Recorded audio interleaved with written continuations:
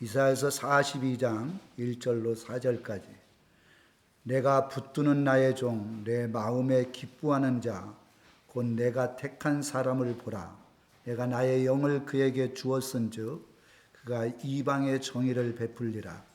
그는 외치지 아니하며 목소리를 높이지 아니하며 그 소리를 거리에 들리게 하지 아니하며 상한 강을대를 꺾지 아니하며 꺼져가는 등불을 끄지 아니하고 진실로 정의를 행할 것이며 그는 쇠하지 아니하며 낙담하지 아니하고 세상에 정의를 세우기에 이르리니 선들이 그 교훈을 앙망하리라. 아멘.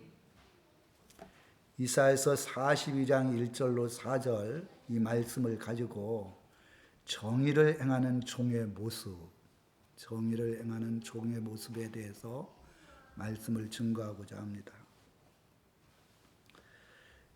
선지서가 16권이 있거든요. 구약에 보면 그 중에서 제일 선지서가 이사야서예요. 이사야서는 66장으로 되어 있어요.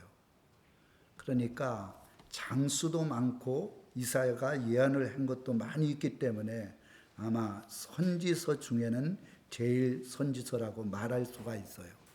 근데 그뿐만 아니라 7장에 보면 예수님이 이 땅에 탄생하시는 것에 대해서 예언을 해놨거든요. 예수님이 오시긴 700년 전인데. 그리고 53장에 보면 예수님께서 십자가에 달려 죽으실 것을 예언해 놓으셨어요. 그리고 65장에는 예수님의 재림 천국에 대해서 상세하게 기록해 놨어요. 초림, 재림, 또 예수님의 십자가의 구속에 대해서 이사야서를 통해서 말씀을 기록해 놨어요. 제가 계시록을 강의하다 보면 계시록에 이사야 선지서가 말한 선지서만큼 아주 이 마지막 때의 비밀을 자세하게 기록한 그런 선지자가 없었어요. 그래서 이사야 선지서를 바르게 영적으로 깨달을 때 이 마지막 때의 일들을 바로 알 수 있거든요. 오늘 본 말씀에 보면 내가 붙드는 나의 종, 내 마음에 기뻐하는 자, 곧 내가 택한 사람, 내가 나의 영을 그에게 주었은즉 그가 이방의 정의를 베풀리라. 마태복음 12장 18절로 21절에 보면 이 말씀과 똑같은 말씀이 기록되어 있어요. 여기에 종은 예수님을 표현하고 있습니다. 예수님이 이 마지막 때에 성령을 받고 정의, 정말 인간이 살아가는 삶에 있어서 바른 삶이 무엇인지, 그게 정의거든요. 세상 사람들은 이 땅에 태어난 사람이 어떻게 사는 것이 바른 삶을 살아가는지 그것을 알지 못해요. 그것을 바르게 가르쳐 준 분이 바로 예수 그리스도라는 사실을 말씀해 주고 있어요. 오늘 이 말씀을 통해서 예수님은 어떠한 삶을 살아가는지 세 가지를 통해서 말씀을 전하고자 합니다. 첫째는 목소리를 높이지 아니하며, 2절에 그래놨어요.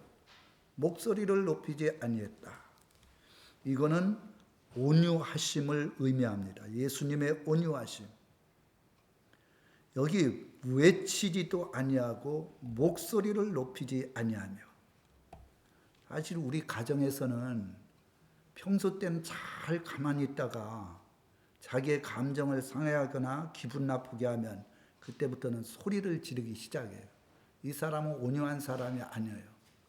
온유한 사람은 절대 소리내지 않아요.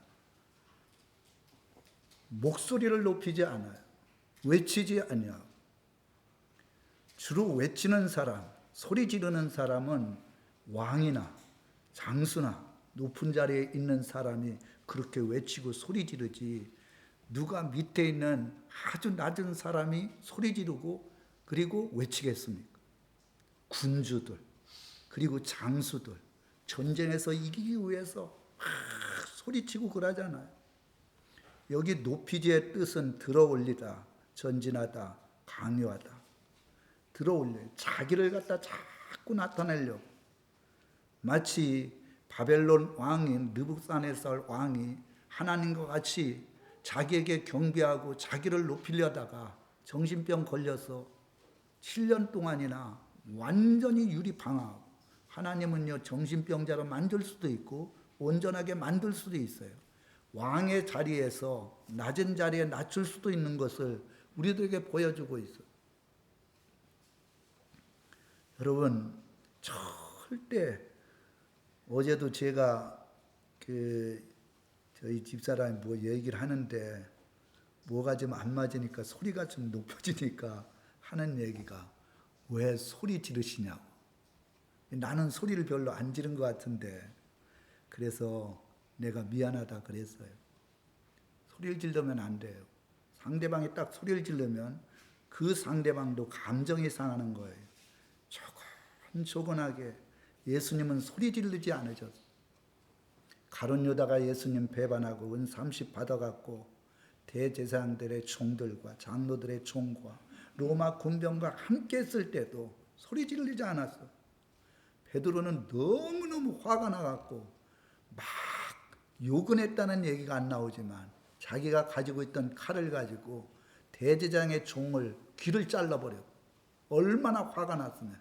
그럼 귀를 자르고 화가 났을 때 말 한마디 안 했을까요? 아니에요. 그거를 써놓지 않았을 뿐이죠. 그런데 예수님께서 이 베드로에게 이야기를 했습니다.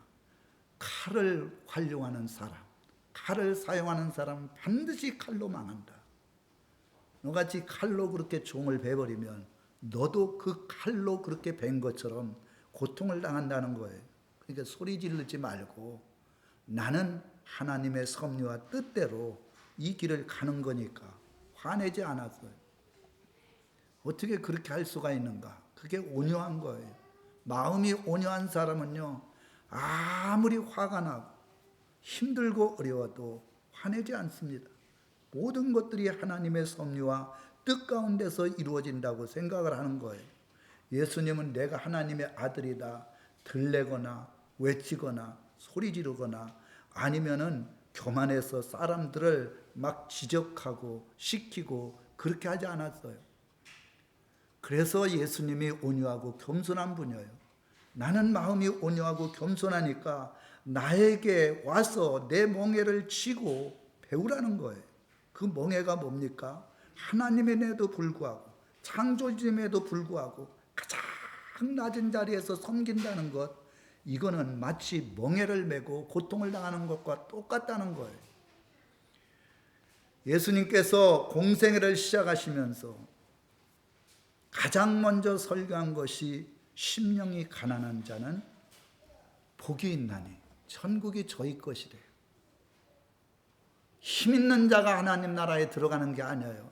권세를 가지고 있는 사람, 돈 있는 사람이 하나님 나라에 들어가는 게 아니라 심령이 가난한 사람, 이 세상에 있는 것들을 다 비워버리고 오직 예수 그리스도만이 죄악의 문제를 해결하고 예수님의 은혜 없이는 살아갈 수 없다고 하는 마음이 가난한 자.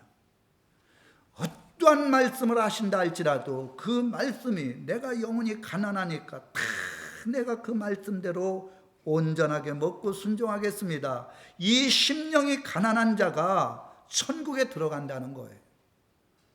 예수 믿는 사람들은 교만하면 안 된다는 거예요. 교만하면 안 돼요.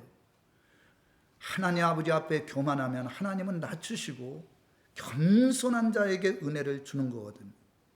애통하는 자가 복이 있대요. 애통하는 사람은요, 위로를 받는데요. 여러분, 사람들도 막 우는 사람은요, 위로를 해줘요. 막 소리 지르다가도 갑자기 연약한 모습을 보이고 눈물을 흘리면 그때부터 소리 지르는 것이 멈추고 가서 위로해 주잖아요. 예수님은 우리가 힘들고 어려울 때, 도저히 문제를 해결할 수 없어 하나님 앞에 눈물을 흘리며 애통할 때, 그때 주님이 위로해 주셔요. 세상 사람들은 다 위로해 주지 못해도 내가 너를 사랑한다, 내가 너와 함께 주겠다, 내가 너에게 반드시 은혜를 베풀어 주시고 기도에 응답해 주시겠다, 그렇게 말씀을 하셔요. 주님만 생각해도 눈물 나지 않습니까? 주님 앞에 기도한 것이 응답됐을 때 또 여러 가지 사건 사고를 닥칠 위기에 있었을 때 그때 하나님이 보호해 주시면 그게 얼마나 위로가 되고 기쁨이 되는지 몰라요. 우세요. 저는 그냥 앉으면 눈물 나요. 어떨 때는 찬양하면서도 눈물이 나고 막 마음이 울컥울컥해요. 왜 그러느냐? 하나님의 은혜가 임하니까 그런 거예요. 우리는 자녀를 위해서 눈물을 흘려야 됩니다. 우리 가정을 위해서 눈물을 흘려야 돼요. 교회를 위해서 눈물을 흘려야 돼요. 대구에서도 퀴어 축제가 열렸잖아요. 이 대구가 만만한 도시가 아니라는 것을 보여줘야 되는데, 어쨌든 간에 퀴어 축제가 동성로 한 복판에서 열렸다는 것, 홍준표 시장님이 그거를 강력하게 반대해서 거의 무산이 될 정도로 그렇게 됐다 그러는데, 어쨌든 간에 이 퀴어 축제는 완전히 마귀 사탄한테 지배를 받은 자들이, 남자가 여자의 모습을 하고 여자가 남자의 모습을 하고 남자와 남자끼리 이렇게 살 수 있는 그런 공간을 열어달라고 데모하는 것이 퀴어 축제입니다. 이거는 소돔과 고모라 성이 망한 것처럼 망할 징조인 거예요. 이런 자들을 위해서 눈물을 흘리며 기도해야 되거든요. 주님 오실 때가 너무너무 가까웠어요. 힘들고 어렵습니까?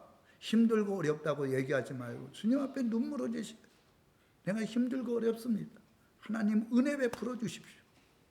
그리고 믿음의 기도가 하루속히 상달될 수 있도록 눈물을 흘리며 기도하면 하나님께서는 그런 자들에게 은혜를 주셔요.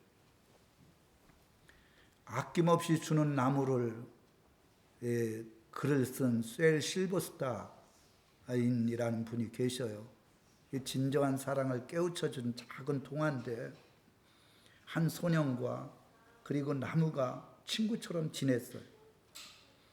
친구가 어릴 때 그 남자친구, 어린 친구가 그네를 타고 싶다라니까 가지가 그네를 만들어서 그네를 탈 수 있도록 여건을 만들어줘서, 그리고 배가 고프다라니까 사과 열매를 맺혀가지고 각종 열매를 맺혀가지고 그 과일을 먹게 해주었어요. 근데 세월이 흘러서 이 어린 소녀가 이제 젊은 청년이 되니까 바쁘기도 하고 또 그 나무와 함께 지낼 시간이 없었던 거예요. 그리고는 그 나무한테 한 얘기가, 나에게 돈이 필요하다, 돈을 달라라니까 그 나무가 사과를 가득 맺히게 해서 사과를 다 팔음으로 돈을 가져다 주었어요. 집이 필요하다니까 자기 가지를 다 잘라갖고 집을 주어줬어요. 죄 짓고선 어디로 도망가야 한다라니까 자기의 몸통을 짧아갖고 배를 만들어가지고 배를 타고 도망갈 수 있도록 해줬어요. 이제 늙어가지고 내가 피곤해서 쉴 곳이 필요하다 그러니까 밑둥이 남은 것, 그것까지도 다 파가지고 그것에서 쉴 수 있도록 내어줬다는 그런 동화 이야기예요. 여기에 아낌없이 주는 나무는 예수님과 같은 분이 아니겠습니까? 예수님은 다 주셨어요. 천지 만물을 창조한 분이야. 인간도 창조하고 세상을. 그런데 가장 낮고 천한 데 오셔서 다 주셨어요. 마지막에는 십자가에서 자기의 생명까지 주셨어요. 우리들도 예수가 우리 안에 있고 성령님이 우리 안에 역사한다면 우리는 아낌없이 주는 나무가 돼야 돼. 예수님처럼. 왜? 하나님의 나라에 영원한 것이 있고 상급이 있기 때문에 이 땅에서 다 아낌없이 줘도 주는 자에게 복이 있다라고, 주는 자에게 하나님이 은혜를 베풀어 준다는 거예요. 그러니까 여러분 목소리 높이지 마시고, 상대방이 막 화가 나고 기분 나쁘게 해도 마음에 온유한 마음을 가지고 목소리 높이지 마시고 그냥 차근차근 이야기를 하면 그 사람이 목소리 높이지 않냐고 겸손한 마음으로 그렇게 얘기하는 사람과 싸우겠습니까? 예수님은 목소리를 높이지 않았어요. 그리고 소리를 지르지도 않았어요.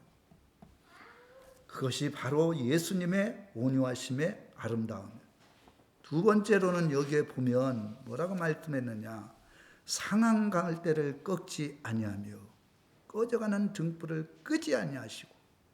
두 번째로는 상한 갈대를 꺾지 않고 꺼져가는 등불을 끄지 않으셨다. 예수님의 자비, 예수님의 사랑을 의미합니다. 지금 여기 보면 이걸 다 끊어버렸어요. 그런데 왜 끊었냐 하면 다 이게 말라서 보기가 안 좋으니까.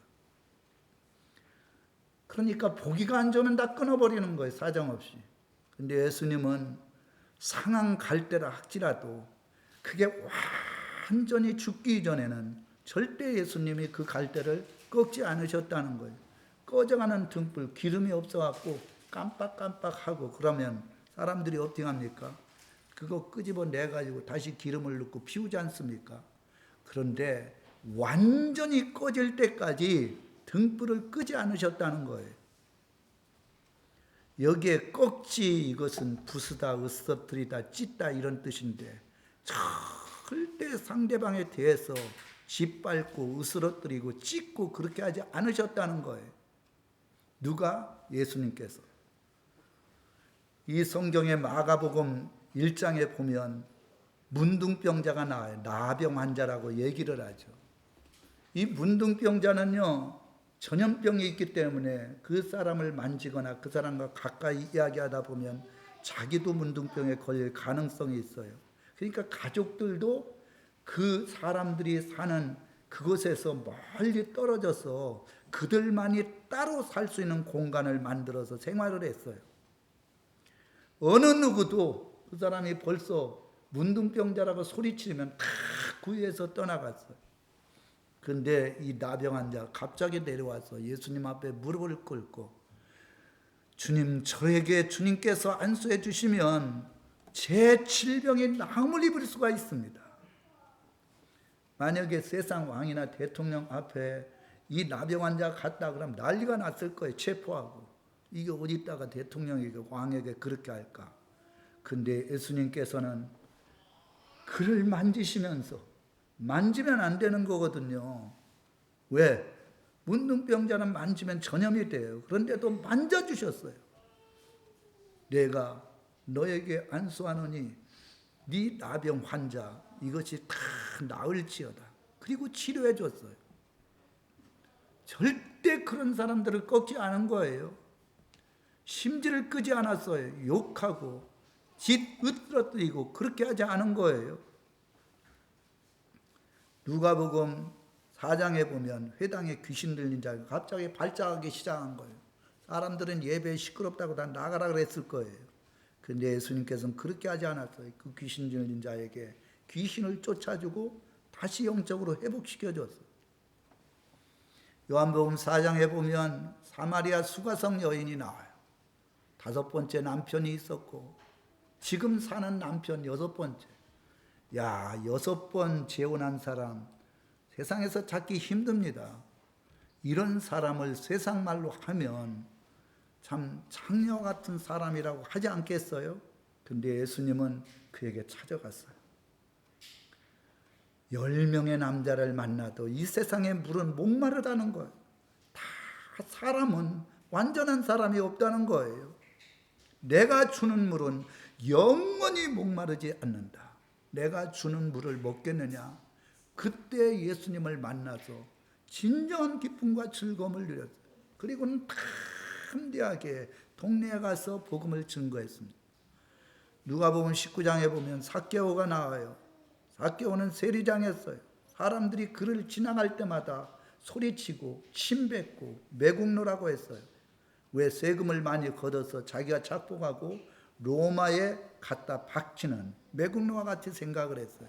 그런데 예수님께서 수많은 사람들이 예수님 앞에 나아갔을 때 삭개오의 집에 들어갔어요. 삭개오야, 거기서 내려와라. 아니, 해필 매국노와 같이 평생 돈밖에 모르던 이 사람의 집에 왜 가냐고요.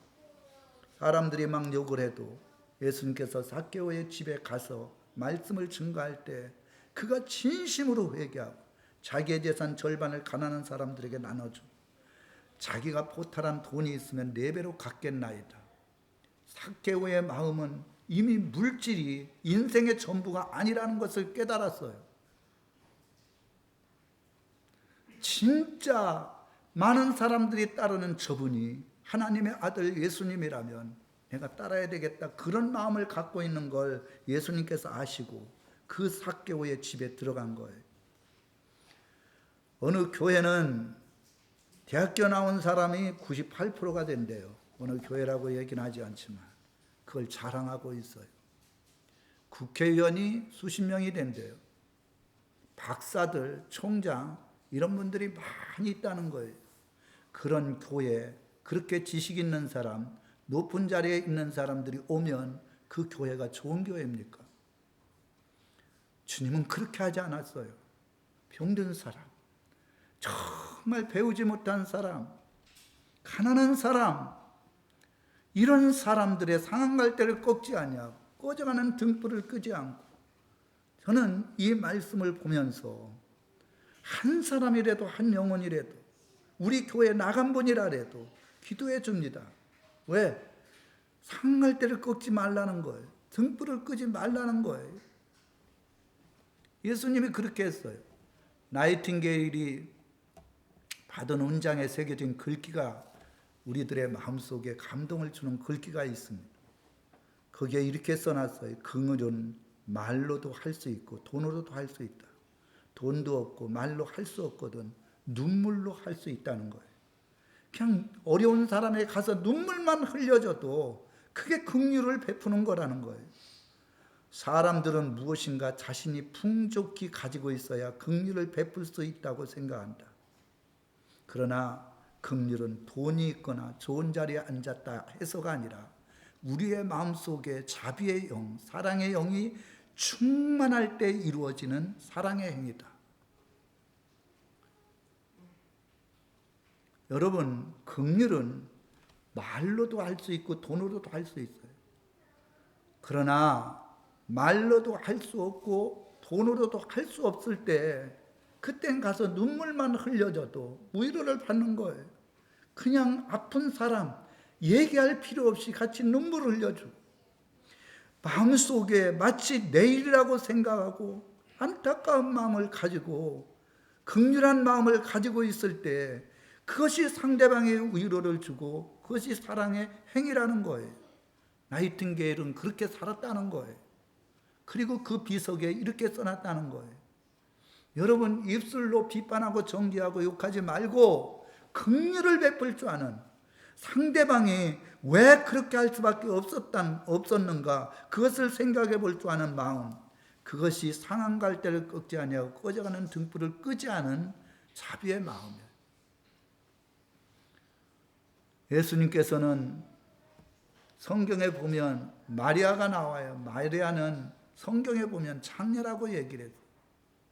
그가 평생 모은 재산, 향유옥합, 우리나라 돈으로 몇 천만 원 되는 것, 주님을 만나고 자기의 죄가 주님 안에서 사해진 것을 너무 감사해서 향유옥합을 깨서 예수님의 머리에 부었어요. 그랬더니 가룟 유다가 하는 얘기가 저거 2천만 원, 3천만 원 되는 거 가난한 사람들에게 도나주면 많은 사람들이 위로를 받을 것인데 그냥 헛되이 갖다 허비한다 그랬어요. 예수님께서는 가룟 유다를 뭐라 그랬습니까? 자기가 그렇게 힘껏 번 것, 그거를 가난한 사람들에게 논아준 거 얼마든지 다른 사람이 할 수 있지만 예수님이 자기와 같은 자를 사랑해 주시고 죄사함을 얻게 준 것, 이거는 향유옥합과 비길 게 없어요. 그러니까 예수님 앞에 아낌없이 부은 거예요. 상한갈대를 꺾지 아니하고 꺼져가는 등불을 끄지 아니하시고 끝까지 그런 창녀 같은 사람도 사랑해 주시니까 그 사랑 앞에 감격해서 자기가 가지고 있는 모든 것들을 부은 거예요. 여러분, 요새 이혼 많이 하잖아요. 왜 그렇습니까? 저 인간 안 되겠다 꺾어버리는 거예요. 꺼져가는 등불, 이거 안 되겠다 완전히 꺼버리는 거예요. 그건 믿음이 아니에요. 정말 꺼져가니까 살려줘야 될 거 아닙니까? 상했으니까 나로 말미암아 온전하게 다시 아름답게 가지와 꽃이 필 수 있도록 해줘야 되지 않습니까? 왜 하나님께서 건강하고 온전한 나를 붙여줬겠습니까? 그런 부족한 정을 메꿔주라고. 그런 마음을 가지면 절대 이혼하지 않아요. 하나님은 분명히 살아계시거든요. 그냥 소리내지 아니하고, 그리고 외치지 아니하고 퍽퍽하게 주님의 아름다운 사랑을 실천하면서 하나님 앞에 맡기며 기도할 때 하나님께서는 그 희생과 헌신으로 말미암아 온전하게 되는 거예요. 할렐루야. 마지막으로 세 번째, 여기에 보면 낙심하지 아니하며, 4절에 쇠하지 않고 낙심하지 않고, 이거는 오래 참으심을 의미해요. 쇠한다는 것은 연약해지는 것을 이야기를 합니다. 나이가 들면 연약합니다. 아이고 나이가 드니까 다 그런 거야, 그렇게 얘기하는 분은 그렇게 흘러갈 수 있어요. 그러나 하나님께서 능력의 새 힘을 주시면 어떻게 된다고요? 피곤한 자에게 능력을 주신대요. 무능하고 연약한 자에게 힘을 주신대요. 나이가 들면 무능해지고 나이가 들면 피곤해요. 그런데 성령으로 충만하면 소년이라도 피곤이라도 곤비하고 장정이라도 넘어지며 쓰러지되 오직 여호와를 앙망하면 주의 성령의 능력을 힘입으면 독수리 날개치며 올라가는 새 힘을 받게 된다는 거예요. 할렐루야. 진짜라니까요. 진짜예요. 하나님이 능력을 주시면 진짜 힘이 나요. 잠을 몇 시간 안 잤는데도 푹 자고, 그리고 뛰어가도 걸어가도 피곤치 아니하고 눈이 쇠하지 아니하고 강건하게 된다는 거예요. 그러니까 모세가 120살까지 살면서 눈이 쇠하지 않았다 그랬잖아요. 흐려지다 어두워지다 희미해지다, 이 낙대. 기도를 했는데 응답이 없으니까 자꾸 기도에 대한 믿음이 흐려져 버리는 거예요. 어두워지고 희미해지는 거예요. 주님은 절대 쇠하지 않고 낙담하지 않았어요. 왜? 진리는 반드시 이루어지니까. 그것이 시간적 차이는 있지만은 반드시 하나님이 말씀하신 것은 그 말씀 그대로 이루어진다고 믿었기 때문에 낙심하지 않았어요. 낙심하는 사람은 하나님의 진리의 말씀을 절대적으로 믿지 못하기 때문에, 아브라함에게 내가 너에게 아들을 주겠다 얘기를 했는데 100세가 됐어. 25년이 지나니까 아예 생각도 하지 않았어요. 근데 하나님께서 진짜 100세 때 주었어요. 그리고 사라가 75세 때 경수가 끊어졌어요. 하나님이 말씀하시면 경수가 끊어지고 100세가 되어도 아들이 얻어지게 되는 역사가 일어난다는 걸 보여주는 거예요. 예수님은 제자들을 끝까지 사랑했어요. 정말 제자들은요, 주님의 마음을 너무너무 마음을 섭하게 한 그런 일들을 벌였어요.